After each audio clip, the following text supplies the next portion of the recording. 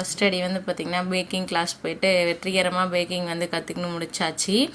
அதுக்கப்புறமா வந்து பார்த்திங்கன்னா பெருசாக எந்த அளவுக்கு வந்து பார்த்திங்கன்னா இன்னும் கேக் வந்து ஆர்டர்ஸ்லாம் எதுவும் வரல.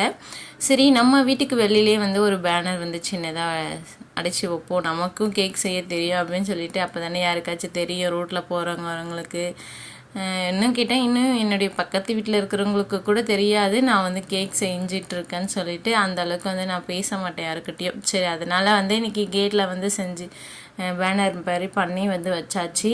காலையிலே வந்து பூஜைலாம் முடிச்சதுக்கப்புறமா வந்து பார்த்திங்கன்னா நானே ஹஸ்பண்ட் வந்து தூங்கிட்டு இருந்தாங்க. இது எப்படி வைக்கிறதுன்னு சொல்லி தெரியல.